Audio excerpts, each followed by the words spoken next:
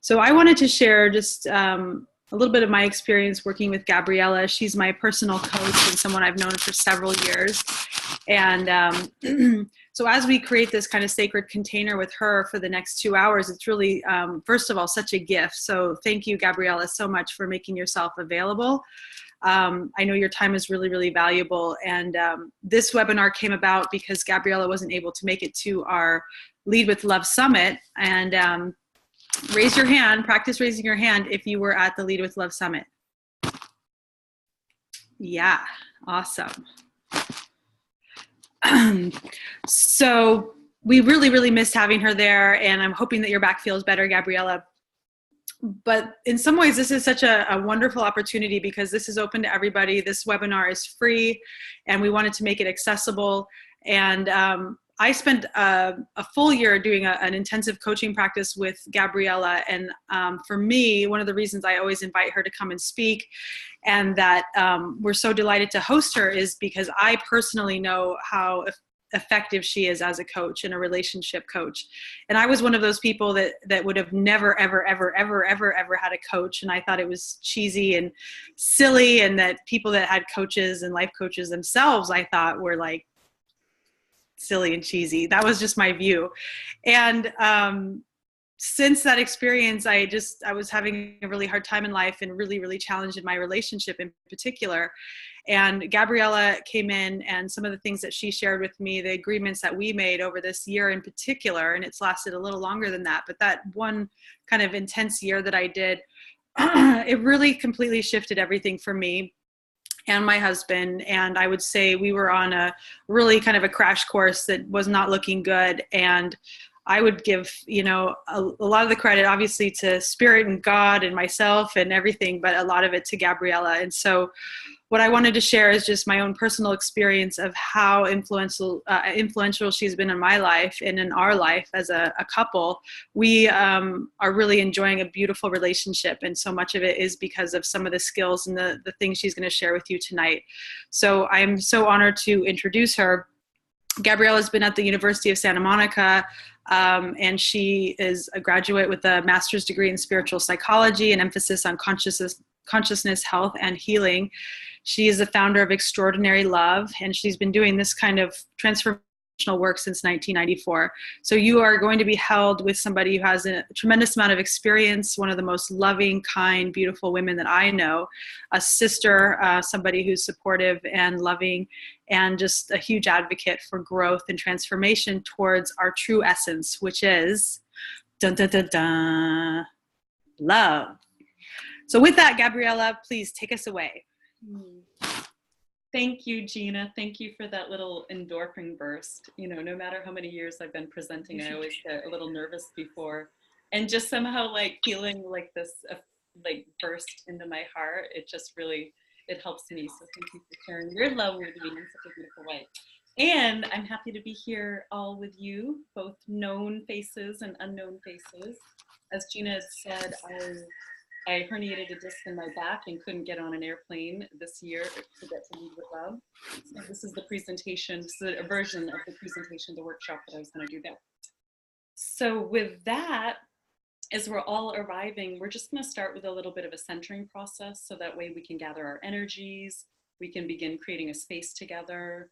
My hope for you is that you receive a gift and a gem.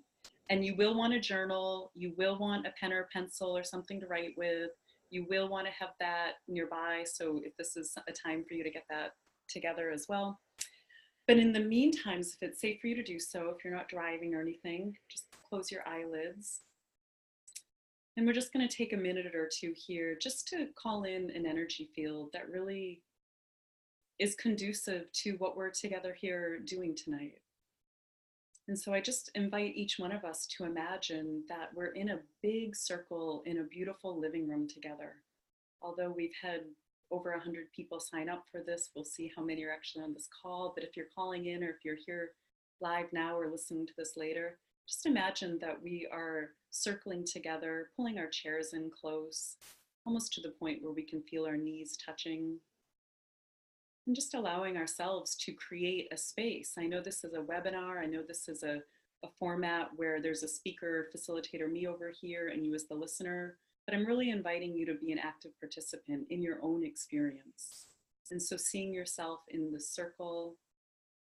And if you've had a hard day, if you're feeling stressed, if you're feeling tense, if you need some energy, if you're going through something, just imagine putting yourself in the center of the circle, seeing all of us gathering behind you, around you, so you have a felt sense in your imagination of being held.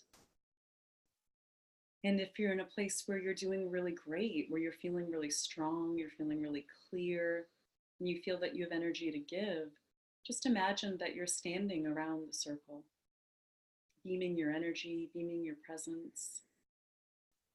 And we recognize that we're really here to shift, to create a shift from the ordinary inertia of our day-to-day lives, really into the extraordinary. We're here to open our minds, open our hearts, open our consciousness, and really avail ourselves to grace, avail ourselves to insight, avail ourselves to the new possibility that comes in whenever two or more are gathered in the name of, really in the name of love. And so we just ask that at this time that there be a blessing placed on each individual here, and that each person here, each soul that has come here, truly receive a gem, a gift, something that touches a place in your heart, that opens something, that unlocks something, and that really sets you free to be a more radiant expression of who you are. And so we ask for the presence and protection of any masters and teachers of light that work with us here. And moving forward, knowing that this space it's blessed, and it's really here, we're all here in service to the highest good. And so it is. So you can open your eyelids if they've been closed. So I know what brings me here after have been doing this work for decades at this point, and for many of you, is just really so many of us are feeling the call. You know, so millions of us around the world are yearning for an experience of extraordinary love. We all want relationship happiness, but very few of us were actually taught the skills that it takes to go into that. So many of us have this calling to use relationship as a vehicle that really catalyzes our greatness instead of being a source of emotional suffering. And so we're here today because we're at a time, we live in the world here at a time when the very model of relationship is changing before our very eyes. And we are the pioneers. You, me, our partners, the ones that are in the Leave with Love community, our shared community, we're the pioneers. We want so much more than what the world showed us growing up. We want more than our grandparents had. We want more than our parents had. We're finding that we're at an age where, what worked for our family, what worked for our relatives, what worked for our culture, it doesn't necessarily match where we are going. And so in a way, we can no longer look to the past to tell us, how to get forward. There's no map. There's no map for us to support us in really forging this new path, this new model of relationships. And so in service to answering that call, to me, I'm really redefining the model of relationship is so much of what infuses my work and my life, because I know for me, when relationships suffer, we suffer. Like relationships we connect with our hearts, our most intimate underbelly. It's where we connect with heartbreak. It's where we connect with grief. It's where we connect with longing. And if our relationships are constantly reflecting to us pain, heartbreak, imbalance, disturbance, we can't sleep well. We can't work well. We can't think clearly. And so I know for me that this model that we're all collectively creating here is what I'm here for. It's what brought me here tonight, just to share some things along the way that I've discovered that have worked for me and those that I've worked with, and really in the hope that they'll work for you. And so much of my intention for tonight is for us to slow down, right? Like we live in a world where there is so much information inundation.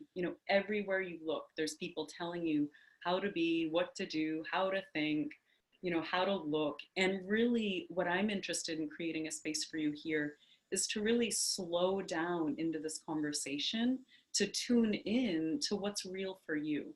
Because the more we can connect with what's real and alive inside of me, the more we can actually connect with like, oh, how do I see that? Or how do I feel about that? Or what are my thoughts about that? Then we're able to actually think, it's like we can think more clearly because we're not in the automatic processing of the mind that's just taking in information and then spitting out recycled information. What I want to do tonight for us here is to slow down so we have the space to really think more clearly. So because of this, I've designed this tonight to really be an educational and experiential workshop. So I'll be teaching you some concepts, then I'll be giving you some assignments, there will be some journal exercises, there will be some partner shares in the breakout rooms that Abby mentioned. And if you're new joining the call, if you're not able to do any of the work in the breakout rooms for whatever reason, just chat Abby so that way she can put your name on the list. And then we'll have a space to come together to share our learning. So it's really going to be an immersive experience here. That's my hope for you. So with that, let's jump in. So tonight, what we're going to be focusing on is one of the primary keys that really allows you to unlock your latent ability to experience extraordinary love. And this is really the power to see clearly by learning how to view relationships as a sacred mirror. And we're going to be doing this by exploring the following areas. What I find is after the years of working with smart, self-aware, educated, successful people, most of us we're united by the shared pain. It's this pain where we're either feeling disconnected, we're disconnected in our marriage, disconnected because we don't have a partnership and we dearly want it, but we're in this pain of disconnection, or we're in the pain of the unfulfilled yearning for connection. Maybe we've been single for decades. Maybe we've been married for decades, but it's still this unfulfilled yearning. But either way, there's this pain that many of us experience around the pain of disconnection and the pain of the unfulfilled yearning for connection. And so many of us are at a loss as to how to even have it be any different.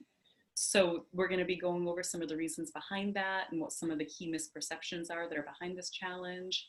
We're also going to be looking at how to use the mirror of relationship, like the very living, real relationship in your life right now. Even if there's not a person in your life, you still have a relationship with relationship.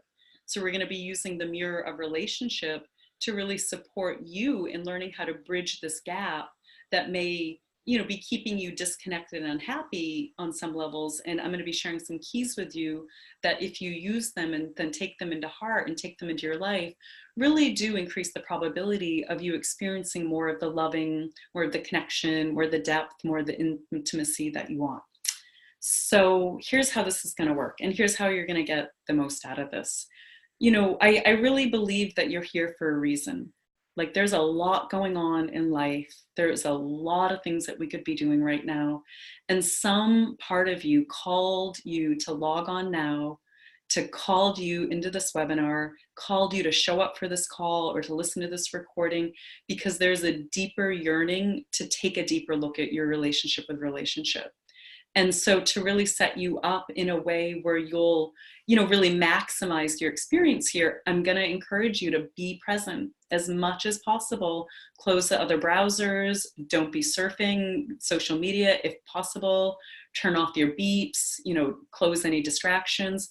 Really give yourself the gift of your own presence just for this period of time. Because so much about relationship is our ability to be present. It's our ability to connect. And so we're going to use this as the living example for connection. So I invite you to be present. I invite you to be open to learn. Again, a lot of us here, we've done a tremendous amount of work on ourselves already. And our self-image has a lot of ideas around how we should be. We have all these conceptual ideations of how we know we should be. We know we should be forgiving. We should have a positive focus. We should be understanding. Yet for some of these exercises, I'm just going to invite you to be real. I'm just going to invite you to acknowledge where you might be angry or where you might be feeling blame, maybe where you feel victimized. So you're going to get the most out of this, the more open you are to learn and the more real you are with yourself and your experience. And lastly, I invite you to share yourself. There are going to be some times where either I'll invite you to raise your hands. And again, you'll raise the hands by, I'm completely forgetting how to raise. Sometimes when I'm in presentation mode, I can't remember technology. How do they raise their hands? You click, if it's not already passed up, you hit participants, and then under there, there's a spot that says raise hand. You can also put it in the chat box if that's easier for you. Awesome, thank you. So there will be a time ask me to raise your hand. So that doesn't mean your physical hands, that might be the definition. I mean, that might be what your brain interprets, but because there's so many of us here, we can't see everyone if you're actually raising your hands. So do the digital raise your hands, so that way we can call on you. So share yourself, engage, raise your hands when prompted, engage in the breakout rooms when you're partnered, engage in the little journal questions. And so I just really am going to invite you to be here. You know, there'll be a time at the end to ask questions. So again, the way you're going to get the most of this experience and this precious time that you're devoting your life energy to is to engage. So, you know, my intention for this workshop tonight, it's threefold. It's to give you the gift of awareness, so you can start seeing more clearly maybe what has been previously hidden from your awareness field, to give you the gift of a new possibility where you actually can see, oh, there's a new possibility outside of the hamster wheel of, you know, I have 2 new kittens, and I'm thinking of how they love chasing their tail. You know, they just go around and around and around chasing their tail. So the gift of a new possibility is my hope for you tonight. So you can actually see that there's a new way out of maybe what you've been doing and it's not getting you the results that you want. And, you know, my intention for you is that you experience a greater sense of empowerment, that there's something that you connect with deeply inside of you that gives you a place of leverage for how much power you actually do have to shift your relationship trajectory. So, you know, this stuff works, and I know it works, not only from having probably worked with over 2,000 people in my life professionally, but also it's been my story. I'm one of many of us. I had a tremendous amount of sexual abuse and trauma in my history. I was absolutely broken in relationship. I had no sense of self. I had no sense of boundaries. I had no sense of where I ended and other people began.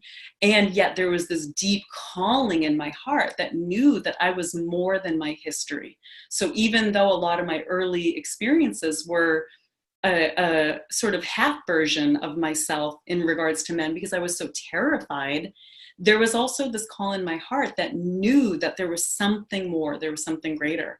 And so after an accident that led me into a coma, when I was 18 years old, I had a quintessential near-death experience. And when I came out of the coma, I had a spiritual awakening. And that changed my life. And that became my path of study. That became my path of experimenting. It became my path of, I bought a one-way ticket to Spain and spent the next several years of my life traveling around the world, living in monasteries and ashrams and communities, and really studying with some of the world's greatest mystics and teachers alive, really in the pursuit, you know, I'm a seeker. Many of us are seekers here. But for me, so much of it was, how do I live in my body and have healthy relationships while also having spiritual awareness? I got really confused with both of those. So while I was in this, you know, pursuit, I was hungry. I was hungry for models. I was hungry for teachers to really show me how to do relationships from a healthy psychological perspective, but also founded in spiritual truth and reality.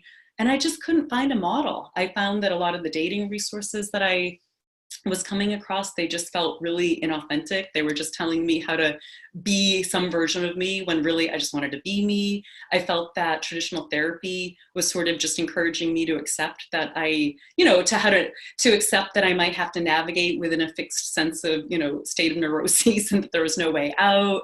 I just found that no matter whatever model I was looking at, I couldn't find something that really connected the dots for me as to how to heal, how to let go of some of the things that happen, how to find my deepest truth through the process, how to connect openly with a man in which I didn't sell myself out or give myself away, and to really use my learnings as part of my life path, as part of my destiny path. So because I couldn't find a model, I decided to create it. And so in 2005, I began creating the Journey of Extraordinary Love, which are the educational they're the transformational educational programs that I've developed. And it really is, it's a psycho-spiritual approach to relationship. Because for me, it really does take into consideration that we are spiritual beings here having a human experience. And through this process of building of building this model. I conducted over 1,000 hours of research interviews with people probably just like you, with the same heartbreak in your heart and the same longing in your heart. And so then thus, the map was born. So what I'm going to be sharing with you tonight is a taste of what's possible when we do start looking at relationship through the psychospiritual lens. So let's move into, I'm going to go into the first teaching section here. So what I'm going to do is I'm going to do a little wrap on one of my core teaching concepts, and then I'm going to give you time to experiment with it for yourself. So what I want to be talking about here tonight is really how to evolve our relationship model. And part of evolving our relationship model, it really requires that we understand that we have not been taught to see clearly in relationship. We were not taught to see ourselves clearly. We have not been taught to see our partners clearly. We've not been taught to view life itself through eyes that are empowering as a culture at large. So we've been taught to blame the world around us. Right? Like we've been taught to blame the world around us. We need more. We need to be this way to be okay. If such and such doesn't work, then it's their fault. It's that fault. Like my happiness is all out there. So many of us, we got our messages about relationship through Disney. We got our messages through these Prince Charming damsel in distress stories, through TV shows, through our parents' relationships, through the relationships of our community. Every single one of us was born into some matrix that implicitly and explicitly modeled to us how to be loved, how to love and be loved. And for most of us, the model that we were taught was the equation of how to love and be loved was filled with games. It was filled with half-truths. It was filled with contorting ourselves. And these messages that we received, they created what I call our intimacy model. And so our intimacy model is the model that we saw. It's what we saw in the world around us. And then the messages that we received as a result of what we saw. And so this is the model that we were shown as to what intimacy looked like or what we could even expect from others. And so because many of us received really confusing messages that taught us to turn against ourselves, whether we're aware of it or not, we have a lot of confusion. These intimacy models that each one of us have, they're filled with these rules around how a woman should be, how a man should be, what to expect in intimacy, what to expect with affection, sexuality, boundaries, honesty, truth-telling. This intimacy model, it told us how to have a relationship with our needs or wants, where we either suppress them or minimize them, or our needs and wants are more important than everyone else's. So what I'm illustrating here is that most of these messages from our intimacy model really led us on for most of us, and I want to say I'm speaking by and large to most of us. There are the blessed people that were raised in environments where this doesn't apply. You might not be on this call tonight if that's you, but for most of us, we receive these messages that it's not okay to express ourselves openly. It's not okay to really be honest with how we feel. And therefore, here we are, young, innocent, impressionable children. We then quickly learn to adapt. We learn to suppress. We learn to repress our truth, because that's really what the world taught us was normal. And it's what the world taught us was what good little girls do and good little boys do. So in other words, what our experiences are in relationship today, they're an indicator of what gets through the filter of our intimacy model. And so what I mean by that is whatever the repetitive relationship challenges are that you might be experiencing, they came in through the filter of our intimacy model, again, that was influenced based on what we saw, the messages we received. And then this all comes from what I call our love print. And our love print is the script that we're following that contains relationship rules. It is the unwritten script that we all internalized, and it tells us, basically it's like a blueprint. It's a love print. It's a blueprint for these relationship rules that dictates our romantic experience, because it's the operating system that indicates who we draw into our world, what the relationship dynamics are that we draw into our world, and how we treat ourselves in relationships, who we become in relationship.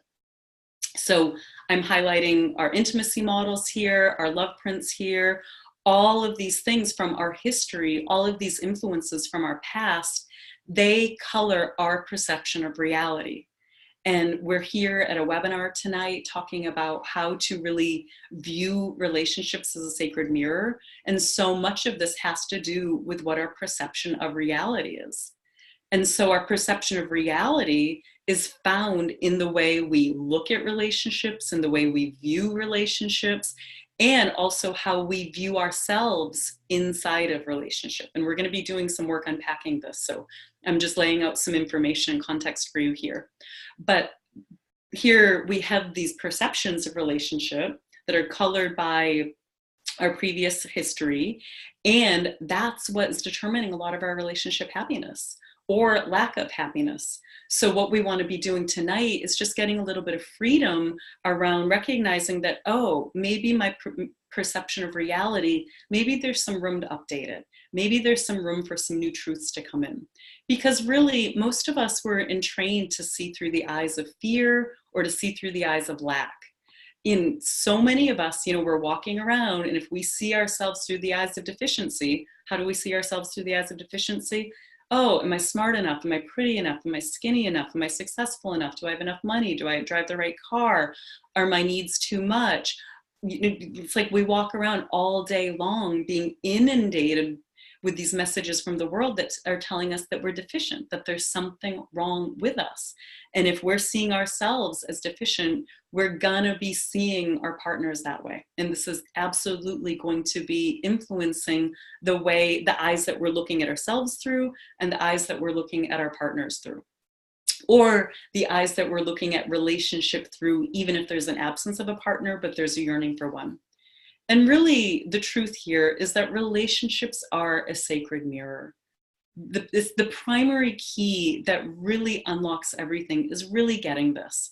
It's really in getting that how we perceive what's being reflected to us by our relationship experience is the ticket to freedom. So again, it's so much of this is getting that how we perceive what's being reflected to us is the ticket. So that means we don't want to be judging ourselves here. We don't want to be looking at ourselves and doing some of the exercises through the lens of deficiency of what's wrong with me. So we don't want to be naming like, oh, maybe we feel shame for something, or maybe we feel embarrassed for something, or maybe we're just pissed off at our partner and, we feel horrified by it.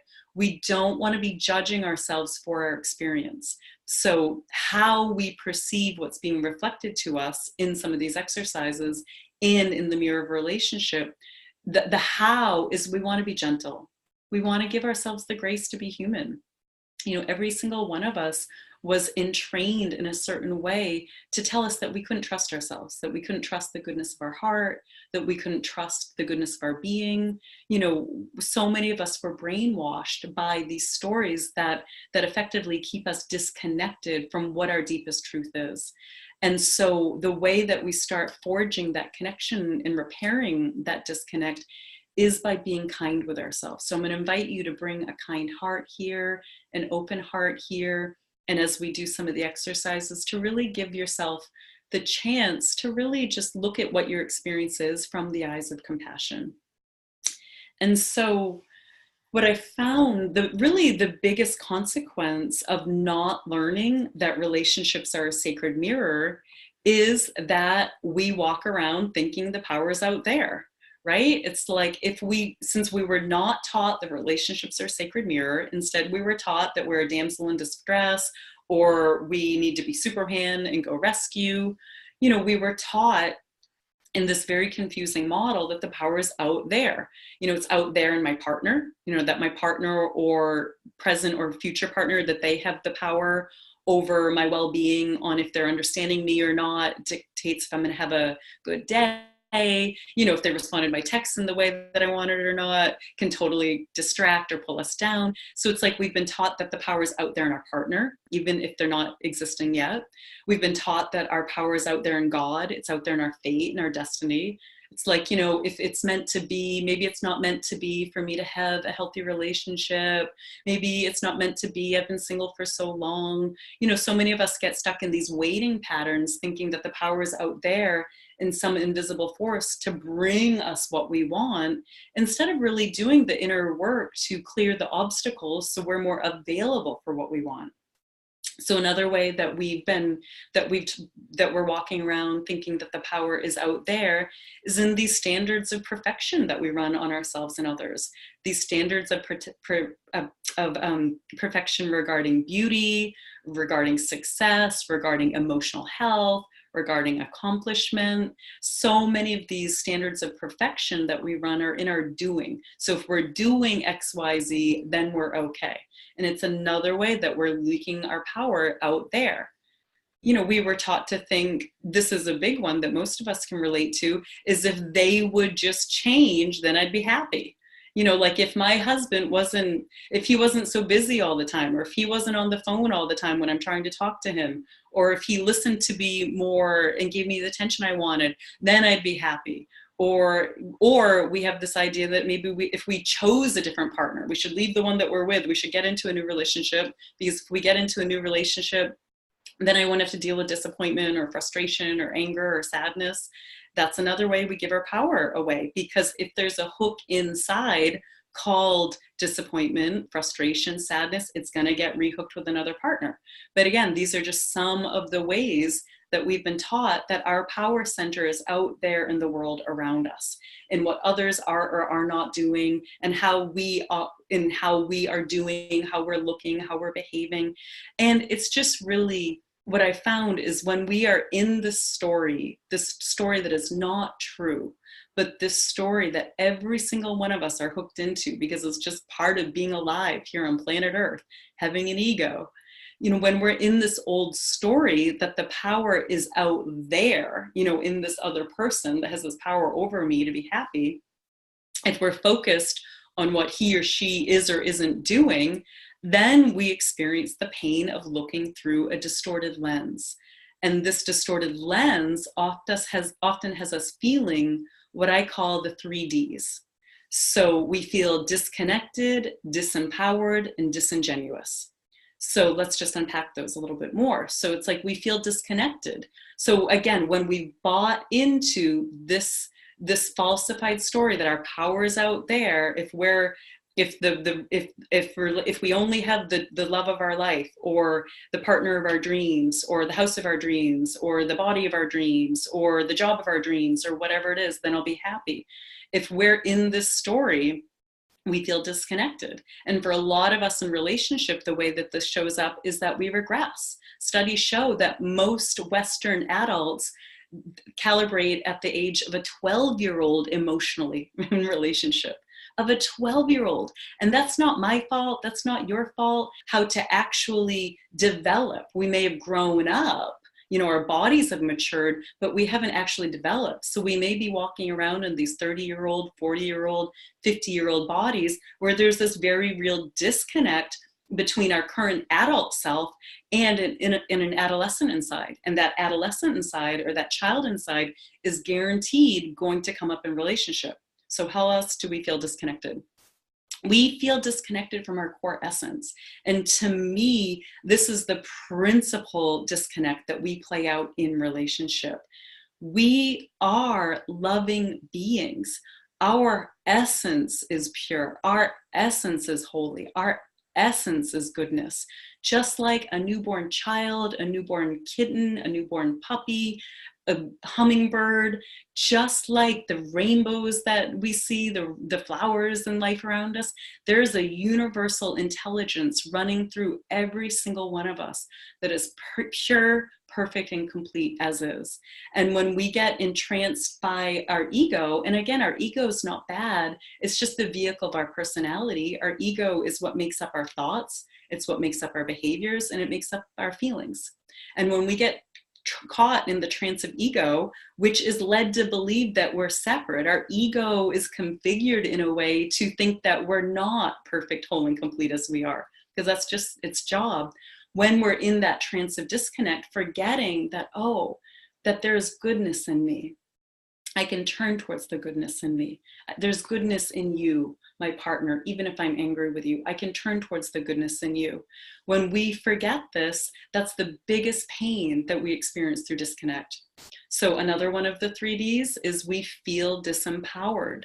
So we collapse into that he or she has the power to approve of or reject of me. We feel disempowered.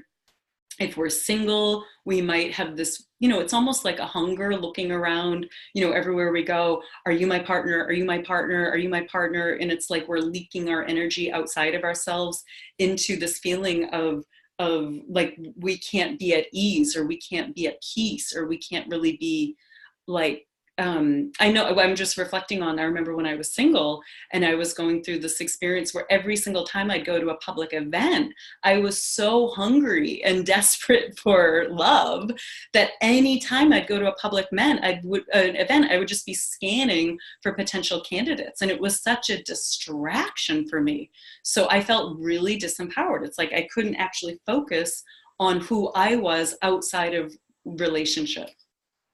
Another way we feel disempowered is if we think that we can't be happy until either our partners change or we meet the love of our life. And that's a big one. And for those of you that might be in relationships right now that are, where you have challenges, I'm imagining that there's a fixation on if your partner only changed, then things would be better.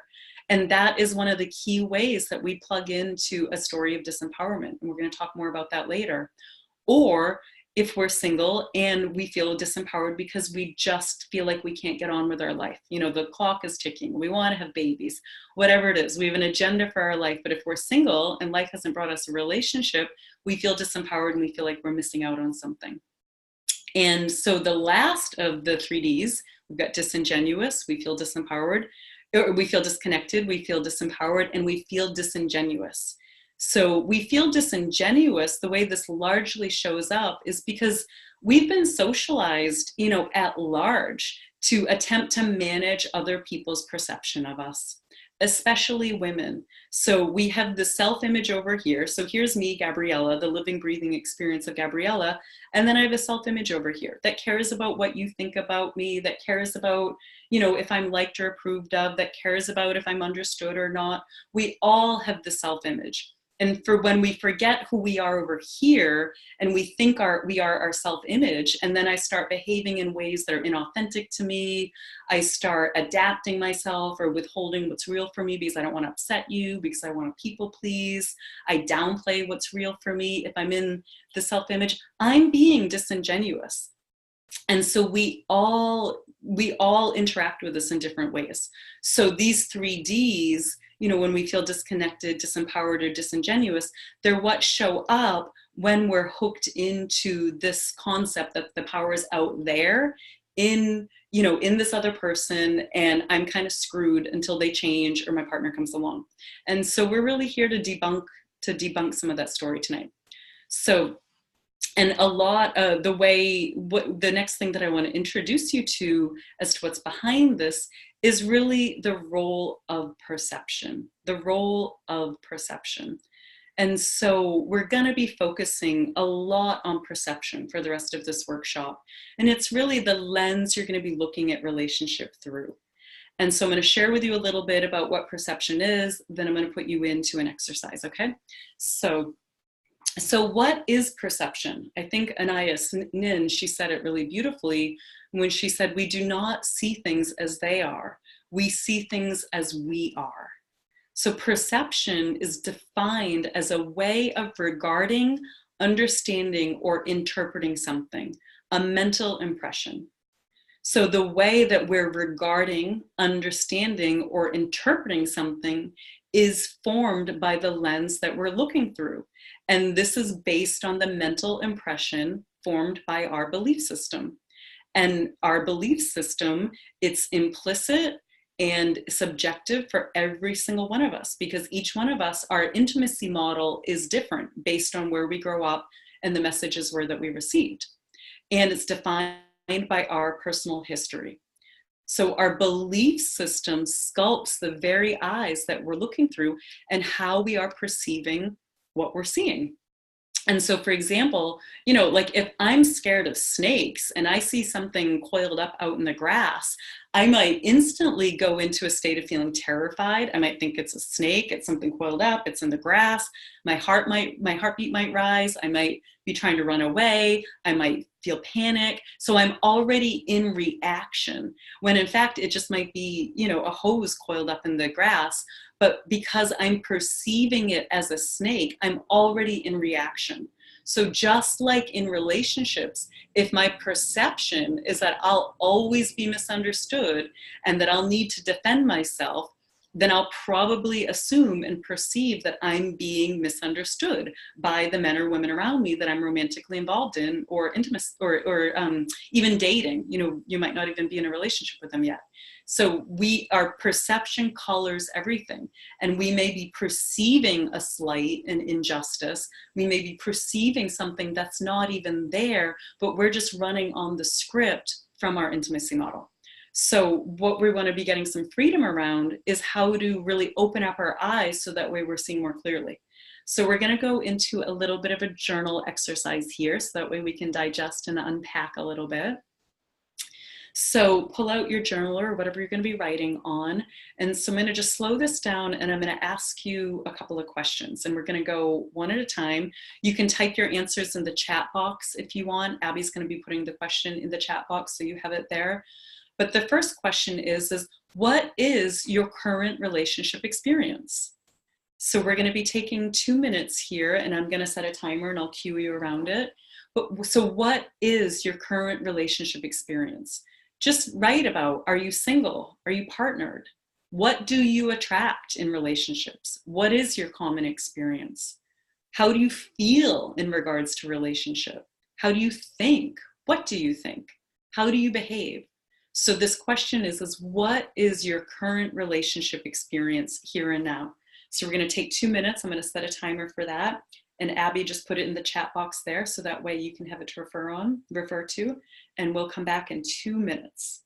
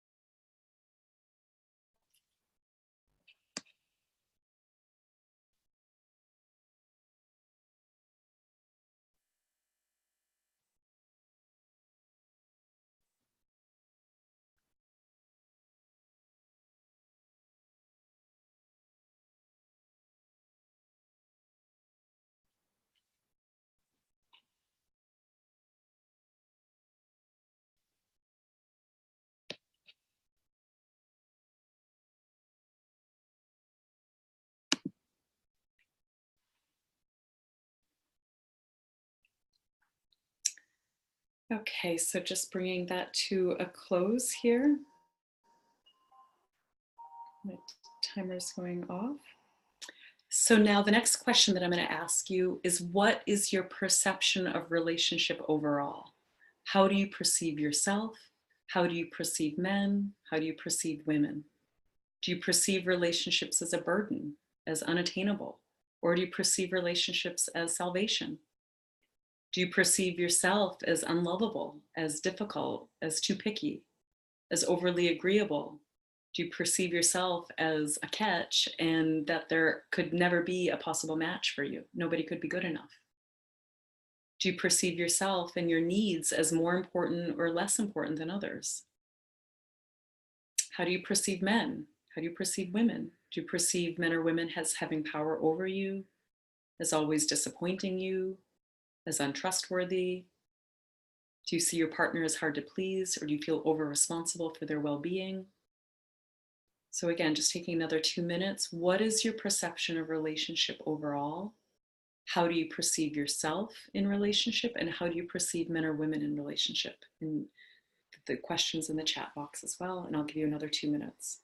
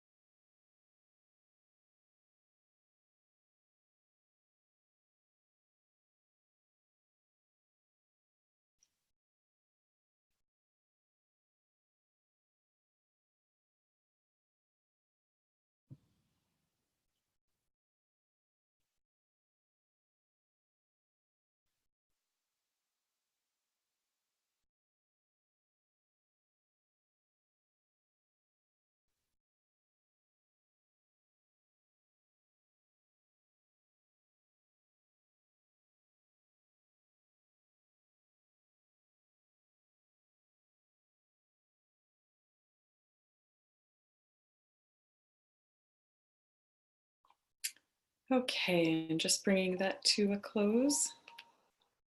So we have a brave soul that just wants to raise their hand and share. So if you want to share, just what is your current relationship experience, or what is your perception of relationship?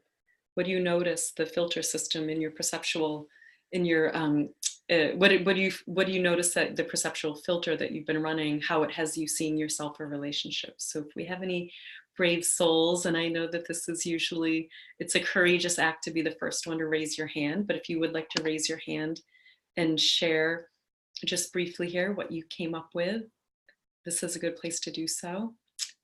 And we'll just hold for some hands. And I know how it can be to be on the other end, feeling shy amidst the sea of all these other faces too. So we'll give you the option in another couple of seconds to raise your hand. And if not, we're going to move on. Anyone have any burning desire to say? May said she would, but I'm trying to unmute her at the moment.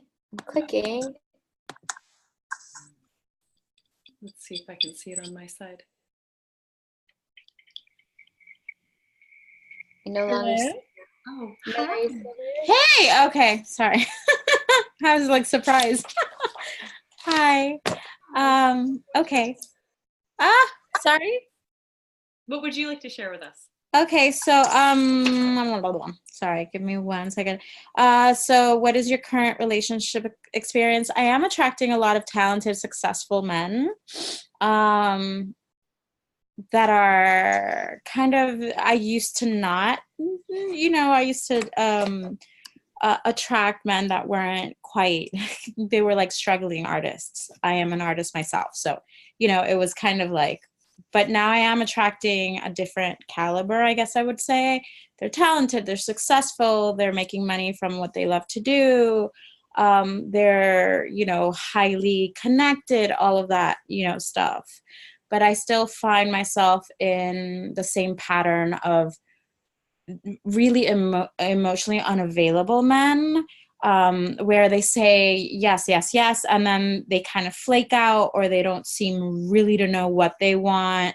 And when I set boundaries or standards or whatever you want to call them, then they're like, yeah, totally, I'm okay with that. And then they do one of two things. They either like disappear and then check back every once in a while, or they'll act in contradictory ways. They'll take like 2 steps forward and 1 step back. And I always feel like I'm in this place where I'm like, I don't really know where I'm standing with them. Yeah. And then I end up just getting tired and just being like, all right, dude, bye. So what would you say your overall perception of relationship is, given that context? Because I hear that was really hard for me, to be quite honest. I have become aware of feeling, and I was raised by very feminist driven, kind of very like high level CEOs and, you know, a 6-figure women earning 6 figures. I have become aware, and it's come up with several of these men where it's like, I don't need a man. I would like one, but I don't need one. I kind of am kind of like, okay, I'm very, like, I have my stuff together. Like, I don't need someone in my life if it's not, you know, a guy that is going to add something to my life. But I do perceive that relationships are amazing when they go well. And that each relationship is different. And I guess like my perception is like, from what I've learned in my path, is like, sometimes you might love someone with all your heart, but it doesn't mean that you are going to match well. Yeah. So that's my perception. With men, I feel they're amazing and wonderful. And sometimes like, I feel like that's my perception of them. But sometimes I feel like in relationship, like I feel like sometimes their perception of me is very different. And that's come up with not just with men, it's come up with mentors as well, of like their perception of me as not quite measuring up to some thing that they have in their mind. And that's when I'm like, okay, I'm out. I'm leaving. Thank you. But no. So that's my experience. Thank you. Well, for one, just thank you for being the brave one and to Sure. be the inaugural, you know, icebreaker. But also, I can really hear how much wisdom you have just in your reflection and your perception. So I'll be excited to hear as the next exercises go on to see if there's anything that you come to, especially when you said that you're answering the question around your perception of relationship overall, how that's a little bit, that was like difficult. Yeah. Check in with us again at the end and just let us know if anything else opened up. Yeah, that would be great. Thank you so much. Yeah, thank you for sharing, May. That's fantastic. Thanks.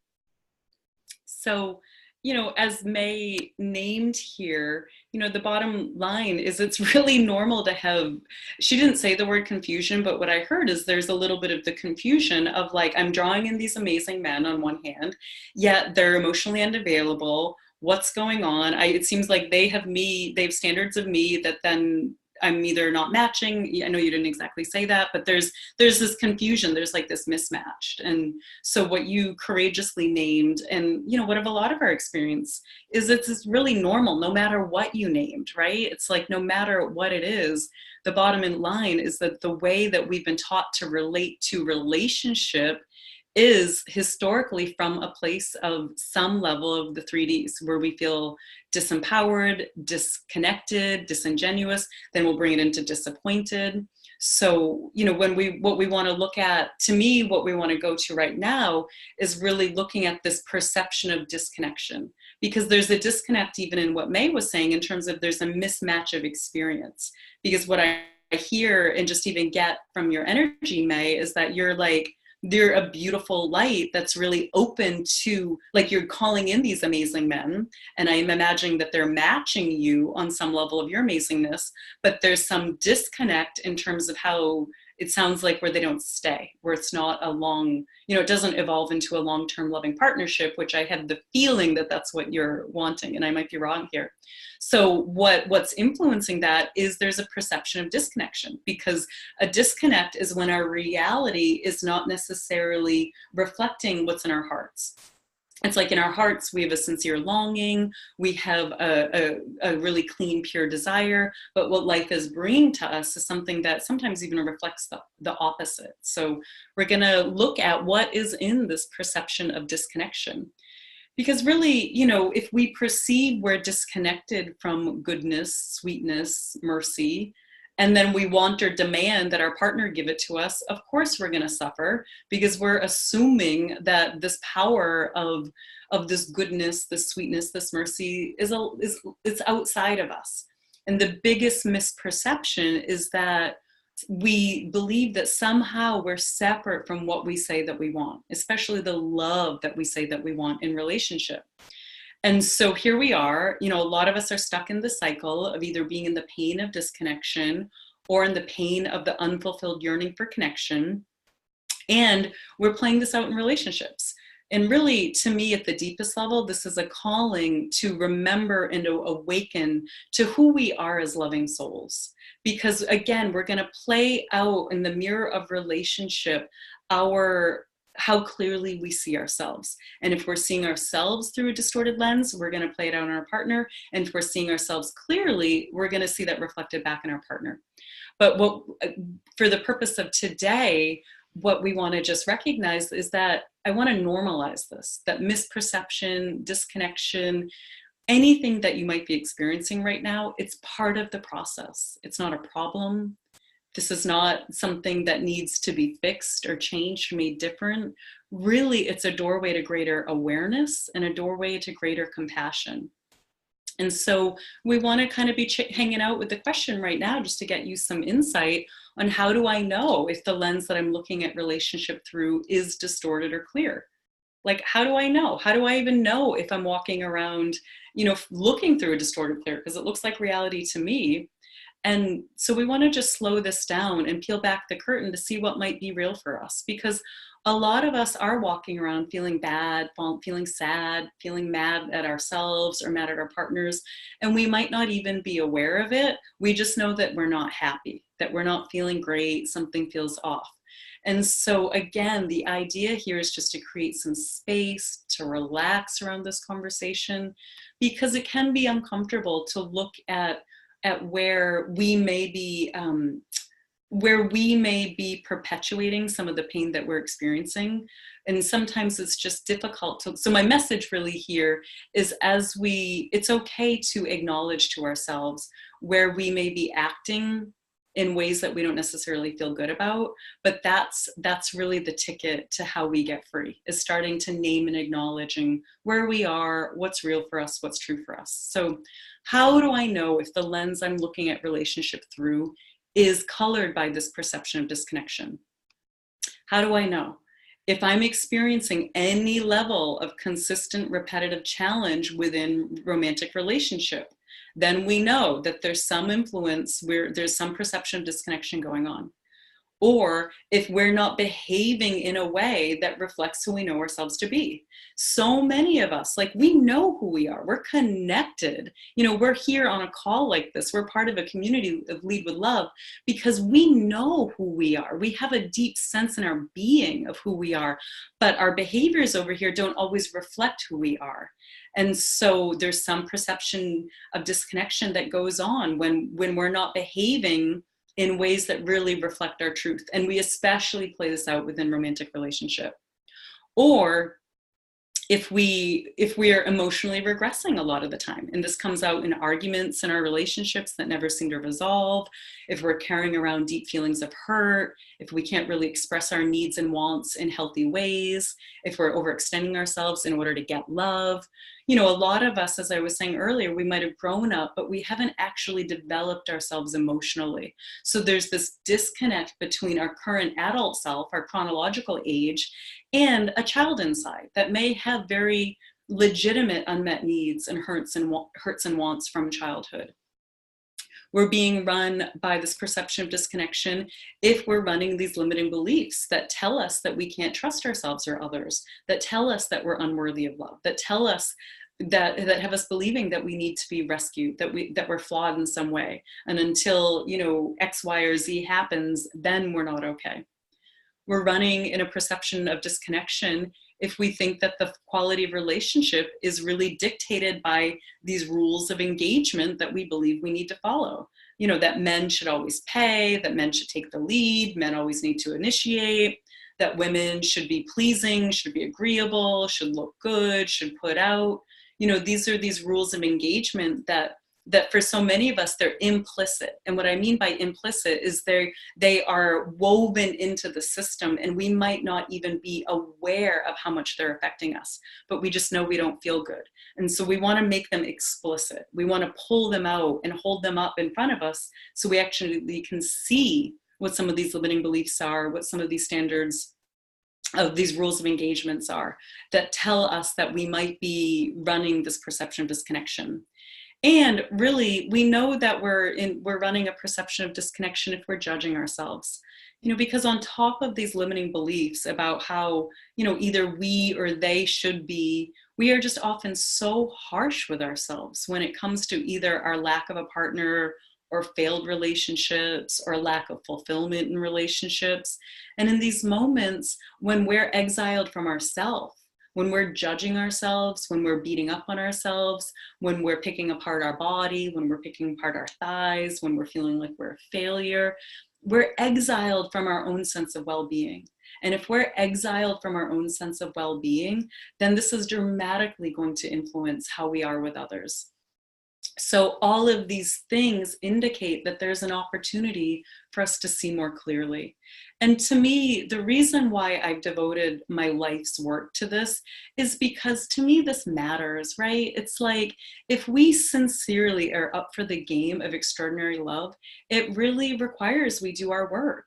And I know for me, coming from a background of having felt so broken from all of the years of abuse that I went through, I didn't even know it was possible to feel safe with another human, let alone to open my heart to. And I'm on the other side of the river. I'm going on year 8 with my beloved Nicholas. We have a relationship where love is the language that's spoken at home.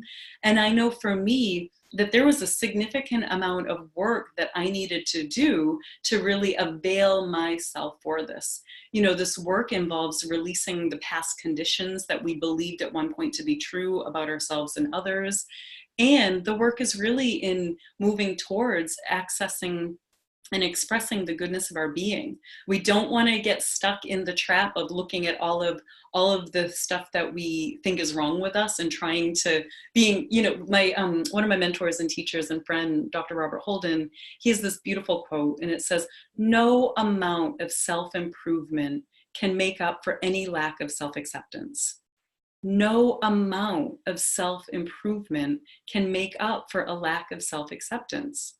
And to me, that this really speaks to, that this is a path of heart, and this matters because if we don't do this work, it robs us of the opportunity of really experiencing relationship, the sweetness of it, the gifts of it. Relationship is a sanctuary. So there's a certain peace and humility in accepting that this is a path, that this is a journey.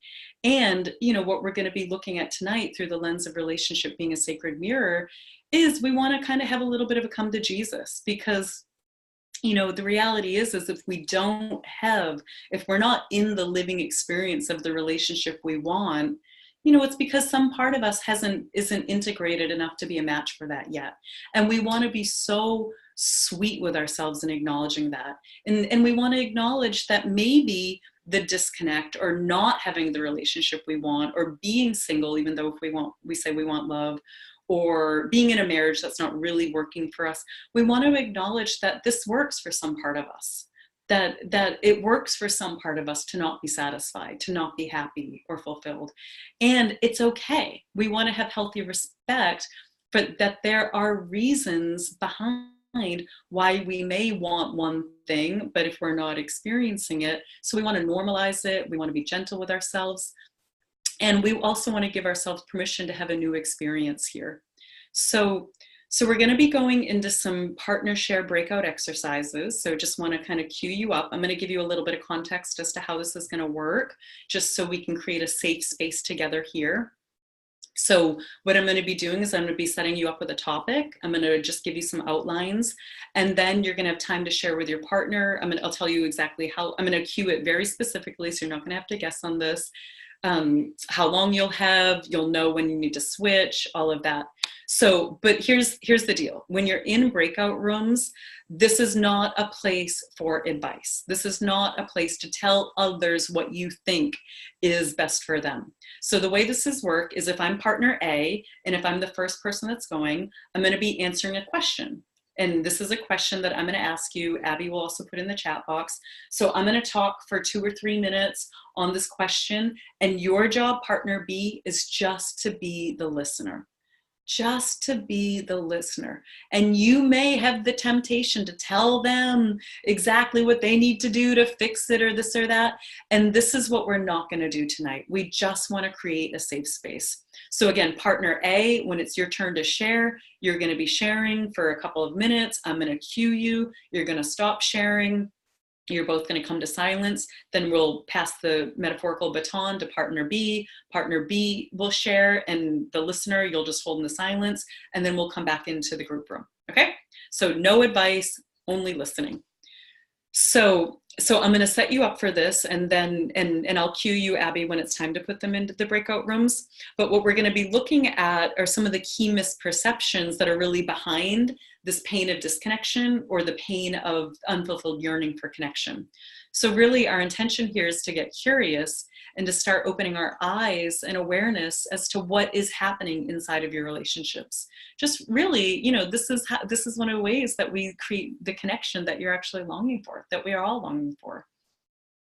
And this is just to start opening your eyes to what might be influencing you from your history that maybe you weren't aware of. And the deconditioning process of really cleaning up the past, it's deep, long work, where it is something that is a commitment, it's a journey. But tonight, what we're going to be getting into is just pulling back the curtain so you can explore inside. So we're pulling back the curtain around the misperception of disconnection, number 1. So this misperception is that you believe that relationships are where you either lose yourself in love and disconnect from yourself, or you have to play hard to get, to not let anyone get too close, and this keeps you disconnected from others. So again, this misperception is either we've been trained to believe that either, over here, that I'm going to lose myself in love. I'm going to become your perfect woman, your perfect man, your perfect partner, and I exist in order to please you. Or we relate to relationship from the place of playing hard to get, the emotionally unavailable men that May were speaking about. That we have this idea that we can't really let anyone get too close, and we're just always trying to keep people at an arm's length. So what we're looking at here is it's your intimacy model, because this is the way you were conditioned based on what you saw and what the messages were that you received about relationships. So this perception that led you to, that influenced your model for connection, I want you to just start thinking about, what did you see around you? Did you see the grown-ups losing themselves in love, or did you see them running from intimacy?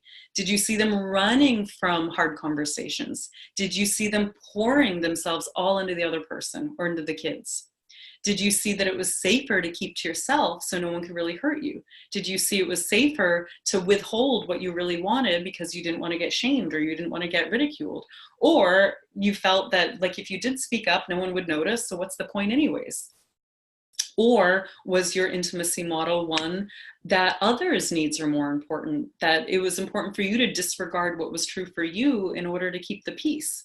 That it was noble to stifle your needs and wants, and instead it's like noble to focus on the other.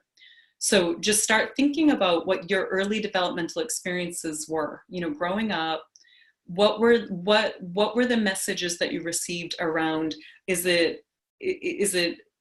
my path the one of losing myself in love, or is that what was modeled to me? Or is it to try and keep people at bay, to play hard to get, not let anyone get too close? So again, you know, this might be a new conversation to you. This might be a familiar conversation to you. If you're still not sure, what you can do is also look at the at the mirror of relationships. So look at the mirror of what your relationship experience is, and how either are you typically running towards other people, or are you running away from people? Do you find that people are always running after you, or are they running away from you? You know, do you get ghosted a lot? If you're single and dating, do you rarely have second or third dates? Do you find that you're always pursuing, or are you feeling inundated by people wanting too much from you? Or if you're partnered, are you the one that usually withdraws or shuts down and pulls back? Or are you the one that chases after and you have a really hard time letting go? You have a hard time with space. Do you have a hard time when someone really needs to take a breather? So we're going to be moving into the partner share. I'm going to tell you the question here, and then we're going to move you into the rooms. You're each going to have 3 minutes. So you're going to be partnered, and partner A is going to be the person with the shortest hair. So partner A is going to go first. Partner A is who has the shortest hair. You're going to have 3 minutes. I'll cue you when 3 minutes are over, and then you're going to come to silence, and then we'll start again, and we'll go with partner B. So again, the shortest hair will be beginning. So the question to answer here is, what was the primary message you received about either getting too close or keeping your distance from connecting with someone romantically? So again, what was the primary message you received about either getting too close or keeping your distance from connecting with someone romantically? And for extra bonus, how do you see these early childhood messages affecting your relationships today? So that's the question. It's in the chat box. So Abby's going to be moving you into chat box, into the to the rooms. When you get into the room, just wait. I'm going to cue you when it's time to start, and then we'll take it from there. So we can move everyone to chat box, to partner breakout rooms.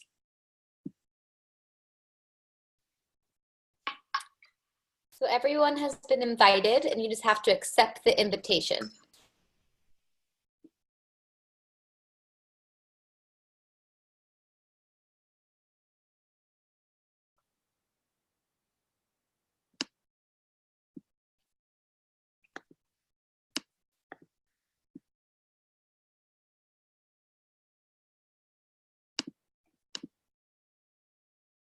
Are they going in? Yes, people are starting to go in. Great. So just accept the invitation. So again, when you get into the breakout room, you can introduce yourself if you want, but we'll formally begin together once everyone's in rooms. And remember, partner A, the person with the shortest hair, will be the first one going. You'll be the courageous, intrepid pioneer to start off this partner share process. So I see we're still going into room. Let me know when it looks like everyone's in there.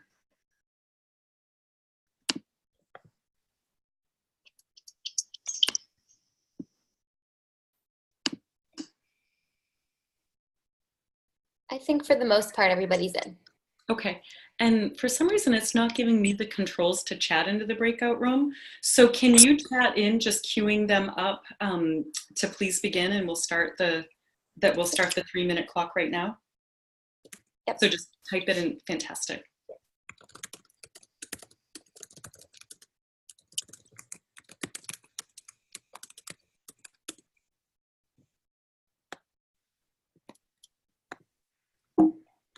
Beautiful. And so we can just pause the recording if you want. Great, welcome back. Great, okay. So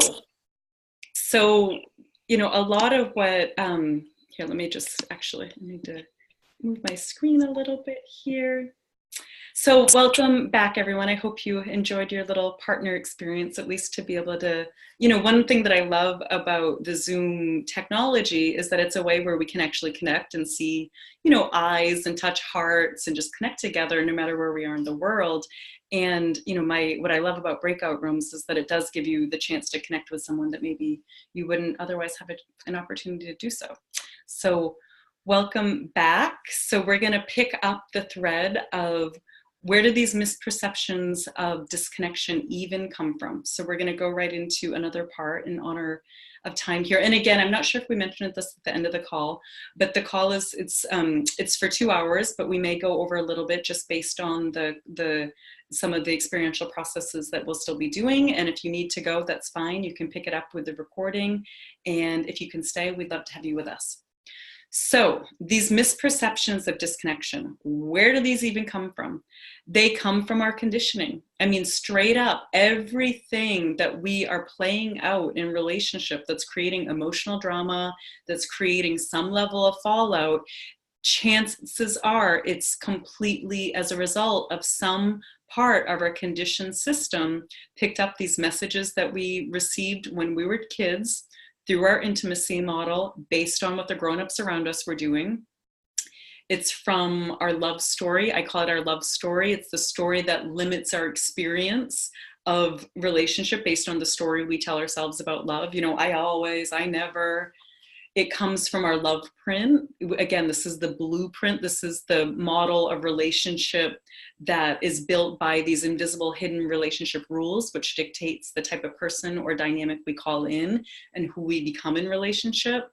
And so here we are realizing that, yeah, our history has a lot of power still over us. If we're experiencing discontent in relationship, that is an indicator that our history is probably still alive and kicking, and it needs our attention. So that's what we're here to do. So the question is, it's like, how do I shift my perception if it's limiting and fear-based? And, you know, I know that our beloved founder of Lead with Love, Gina Murdoch, you know, what she's a big stand for is shifting culture from fear to love. Like, that's the mission statement for the organization. It's a lot of what the heart is behind the organization, to really bridge that gap and make that shift. So that's what we're going to be talking about now is, you know, that the good news is there is a way to shift our perception. There is a way to cleanse the lens that we look through so we can see more clearly, even though we may have learned some things or seen some things or believe some things back then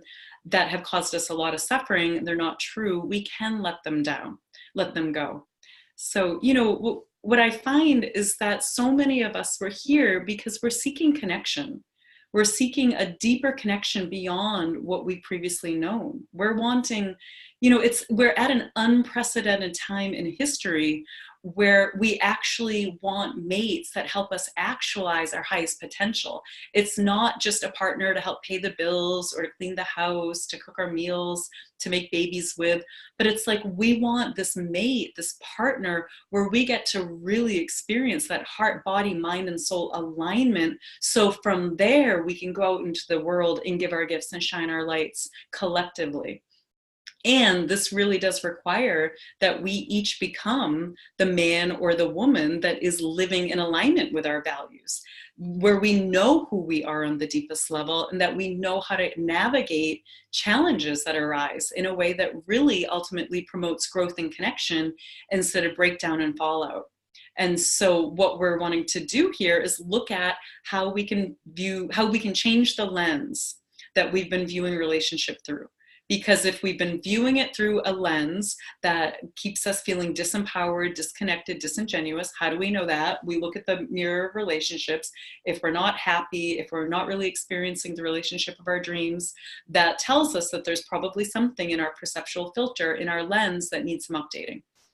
So that's what we're going to be looking at here, because, you know, what I found in my own experience and in the lives of the people that I've had the privilege of working with is, on the deepest level, whatever we're experiencing out there in the world, in the person, in our partner, in our husband, our wife, and whoever we're dating, in the absence of someone, it is often a direct reflection of what is happening in here.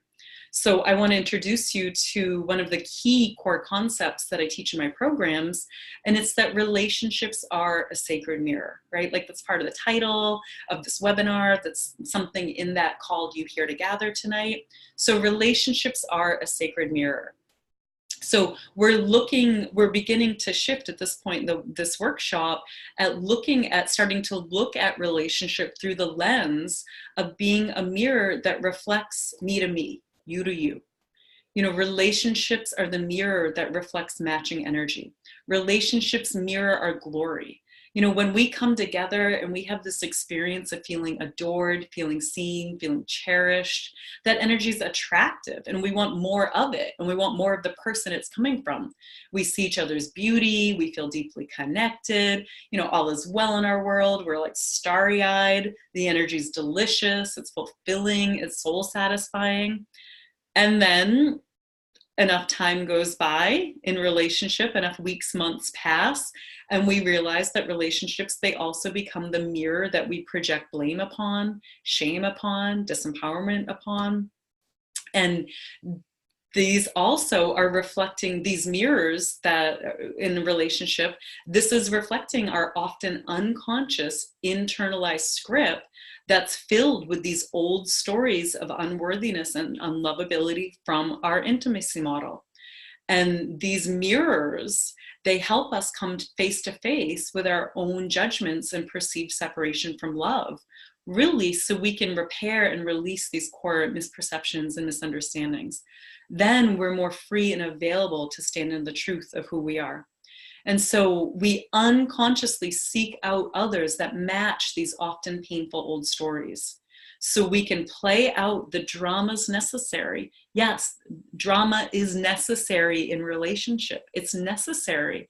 We need to play it out until we're ready for a new story, a new experience. And if your script says men or women can't be trusted, then you're going to vibrationally draw in a man or a woman that cannot be trusted, or you'll experience a lot of mistrust and self-doubt in yourself, because this will match the energy of what you're putting out there based on what you need to learn, based on what you came in as a soul to learn and grow through in life through the vehicle of relationship. So when we're carrying around these unresolved emotions, limiting assumptions about ourselves and life, carrying around these negative habit patterns or any level of judgment in here, in our consciousness vibrates at a certain frequency that literally pulls towards us that exact experience out there, that mirrors to us the internalized script we may be unconsciously taking cues from. And so relationships become the mirror that reveal how we see ourselves, what we see when we look out in the world, and what the world reflects to us. It's the mirror that we play out what these reflections mean to whether they play out if we're seeing ourselves clearly or not, what we make it mean others think about us, what we make it mean when others treat us certain ways, what we make it mean about ourselves if our partner's cranky, if our partner's rude, if a driver cuts us off. We have this script that's playing out whatever the meaning is that we're making behind it. And so as we cleanse the lens that we're looking through and see ourselves and our beloved more clearly, not only are we personally benefiting, but we're also pioneering this new model of relationship here in our world. So in other words, relationships are either reflecting our disconnection or our connection with ourselves. So if I'm disconnected from myself, if I override my body's needs for rest, for good, clean food, if I'm perpetually dieting or fixating on my appearance, if I don't speak up when I'm uncomfortable, if I don't pee when I need to go pee, if I don't keep my word with myself and break my agreements, if I undermine myself through criticism, if I hide behind money or status or accomplishments, all of this indicates that I'm not connected to my essential nature. And I'll also have that experience of disconnection mirrored back to me with others.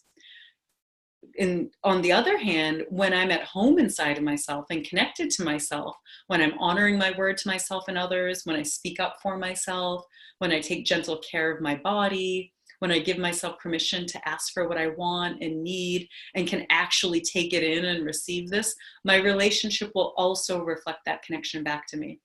And so the temptation here is to point our fingers at them, at what they're doing, at all the ways they did you wrong, at all the ways your husband or wife annoys you, at all the ways all your past boyfriends or girlfriends broke your heart and you know you can't trust them. So the growth really comes from looking at what the mirror is reflecting to you about yourself, and to use this to help you resolve your issues inside of you. Because the reality is we will unconsciously seek out the experiences where we feel challenged until we work out that inner dynamic. So we will pull towards us the 3Ds. We will pull towards us experiences that have us feeling disconnected, disempowered, and disingenuous until we work out that inner dynamic. And as we know, each of our perceptions about love are colored by our unique history. So we're going to move into our next exercise, which is, and it's going to be a journal process. So we're going to be looking at misperception number 2. So misperception of disconnection number 2. So this misperception has us viewing relationships as outside of you, as something that happens to you, instead of a mirror reflecting you to you or me to me. So what I found is that the best way to co-create a healthy, fulfilling, deeply loving relationship with another really requires that we use the holy mirror of relationship and to use what it's reflecting to us, because this is really where our true power lies. Freedom is found in looking in the mirror of how you relate to you.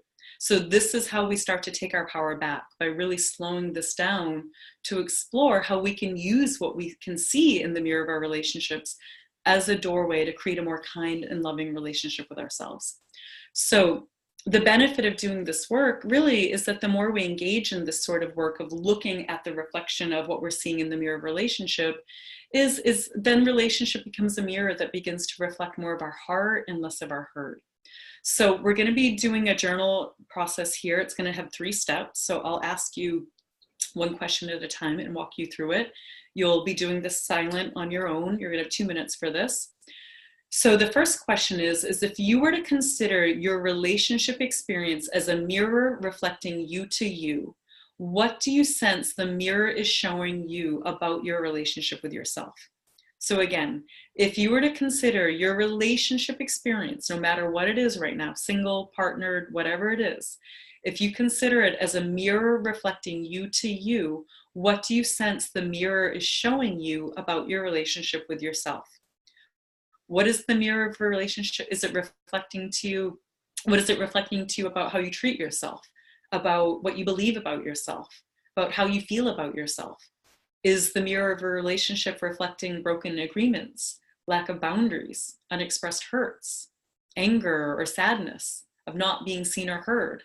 So when you look into your relationship mirror, what are your common complaints? This is where we want to see what the mirror is reflecting to you about you. So we're going to have 2 minutes for this question here, and I will cue you next when we're ready to move on. So you can begin now.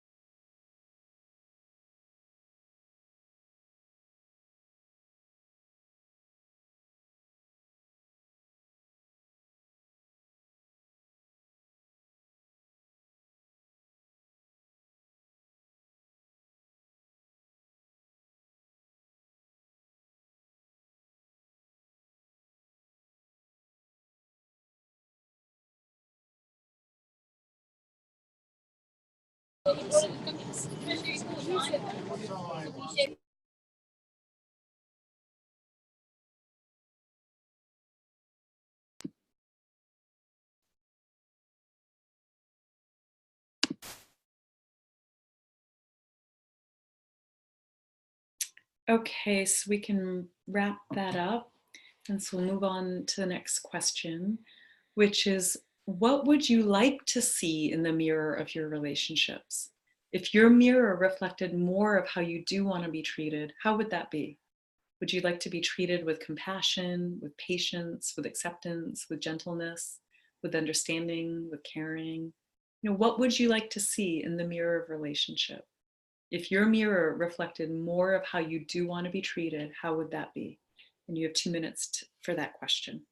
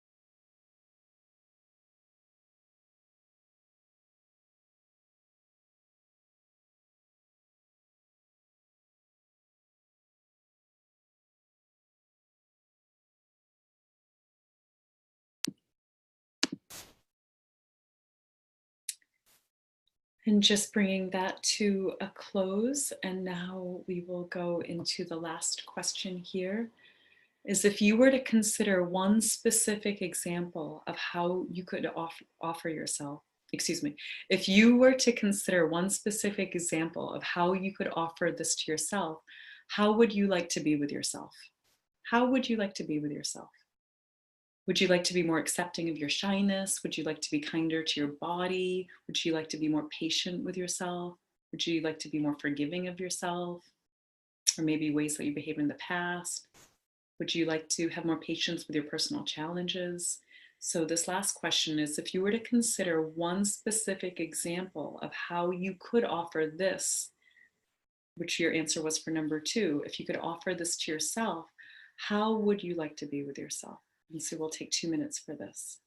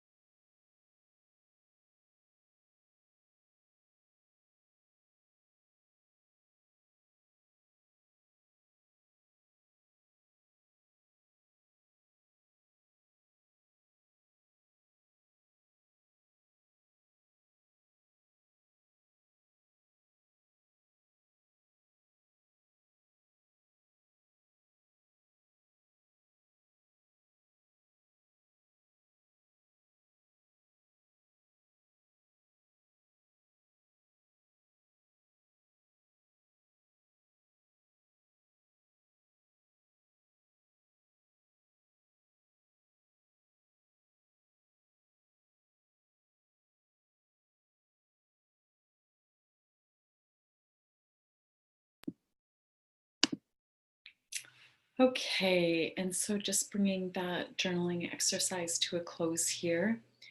And do we have anyone that wants to share from that, especially around one thing that you're aware of based on how you would like to be treated from others in a way where you see that you would like to offer that to yourself? And I know that this is sometimes it's sensitive stuff to be sharing in a group of people if you don't largely know anyone. So I'm not gonna call on anyone or call anyone out. So if you do feel like sharing, raise your hand here. If you don't, that's completely okay, and we'll move on. So if you do have a share, just let us know by raising your hand. And knowing that, seeing that we're getting up to the top of the hour, since there's no burning shares right now, I thought before we go into our last exercise, I just wanted to let you know about one way that you can continue with the sacred exploration of really rewriting your relationship story and creating a new trajectory for new possibilities. So, you know, some of you here listening, those of you that are listening to the replay and that are on this call live tonight, you know, some of you, this is enough. Like, you got exactly what you needed. It's the perfect amount. You're going to take it. You're going to digest. You're going to reflect. And then for some of you, maybe it's awakened something in your heart where you're like, oh, there's some more work for me to do here, and I'm up for it.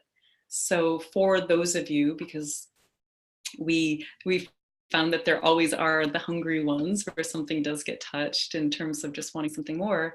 Myself and Lead with Love, we partnered together, and we've offered a follow-up 3-part workshop series here. So what we're going to be doing in this workshop series is, it's called Moving from Relationship Breakdown to Breakthrough. It's going to be 3 sessions through, it'll be starting at the end of January 15th, 29th, and February 12th. And really, this is just an opportunity for you to continue what we've been starting to peel the curtains back behind here. You're going to go a little bit deeper in terms of looking at your intimacy model, your love print, uncovering some of those relationship rules. And for those of you that are registered to this webinar, you're going to receive an early enrollment special. It's going to be $150. You know, we've priced this in a way so it's really affordable and accessible to as many people feel called that are here on the call. So, but if you're here on the call in this webinar or listening to the replay, for the next 24 hours, you'll also get a special bundle where you'll get a gift journal, a Lead with Love journal. So if you enroll in the next 24 hours, not only will the price be reduced to $150, you'll get a free Lead with Love journal. You'll get put into a raffle to have a private coaching session with me. And we just love to offer this to you as a way of expressing our gratitude for you coming together here. So Abby's going to put a link in it.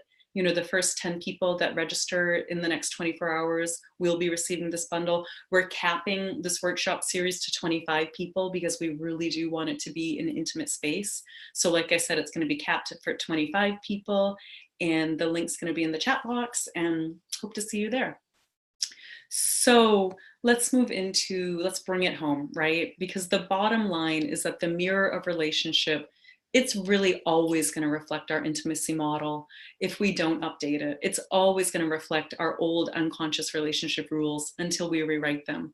It's always going to bring up coping mechanisms in terms of how we suppress ourselves or repress ourselves or blame others or check out, minimize our needs until we do the work to clear that stuff out of the way. And we're all in this together because, you know, what I found is when we do this work, when we do this work together, when we do this work individually, so many things become possible. It's so possible to experience relationship as this mirror that reflects our glory, that it reflects our truth and our heart, this mirror that reflects our light instead of our shadow. And to me, that's the joy of why this keeps me going in this, is just really seeing our relationship experience transform. And that's how we all are effectively rewriting a new model of relationship. And it creates this field of empowerment where we're 2 equals coming together with shiny mirrors that are reflecting truth to each other, and we're even more connected and stronger to go out and do our good work in the world. So this final exercise that we'll be doing tonight is I'm going to be asking you another question. I think right now we're going to do it as a journal exercise based on the time. is if your romantic life were transformed, if your relationship were transformed, if you were to have a new experience and if a new possibility of extraordinary love was available, what is your prayer for yourself about this? So I just want to give you, again, we'll do 2 minutes here where you just get a chance to write down, what is your prayer? What is your prayer for extraordinary love? What is your prayer for cleansing the lens of perception? What is your prayer for yourself in your heart? This prayer where you may know that more is available. And I don't mean more from an acquisitional place. I mean more love, more connection, more fulfillment, more ease, more harmony. So we're going to take 2 minutes here. If your romantic life were transformed, if you were to have a new experience in relationship and a new possibility of extraordinary love were available, what is your prayer for yourself about this? And you can begin this now.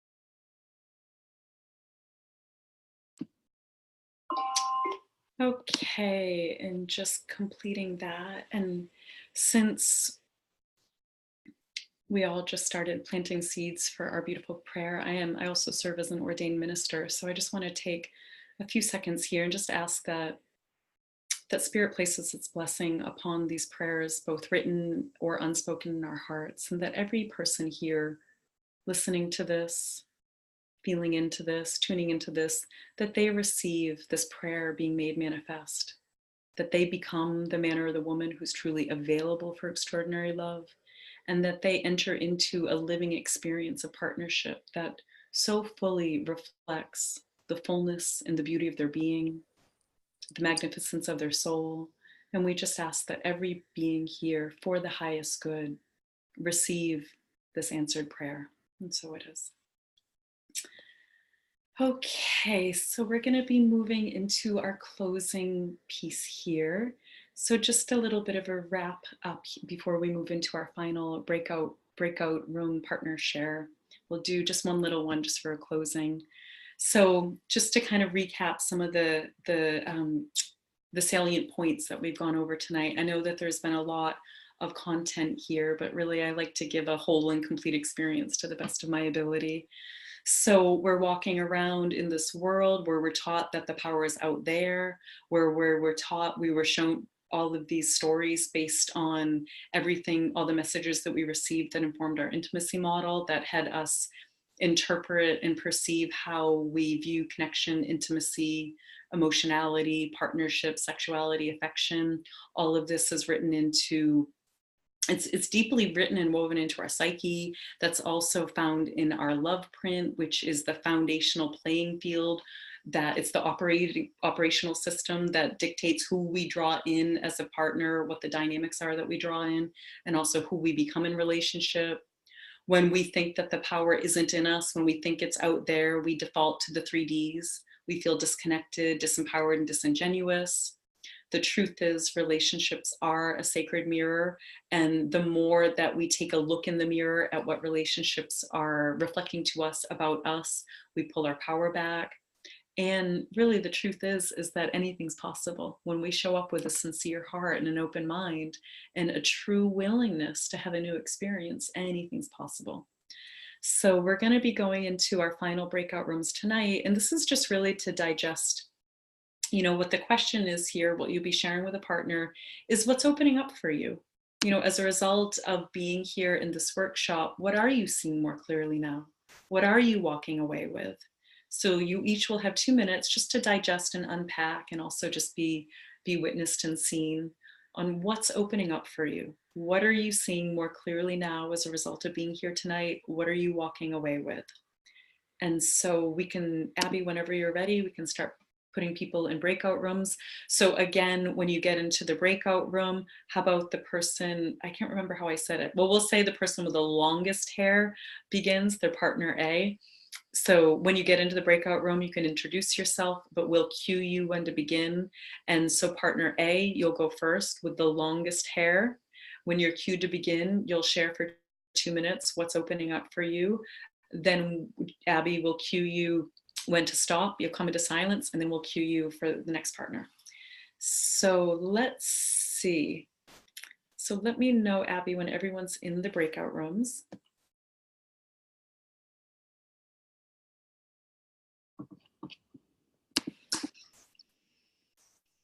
So some people have not accepted yet, but we have about half who are in. Okay, so just a gentle reminder to accept the request to be put into a breakout room.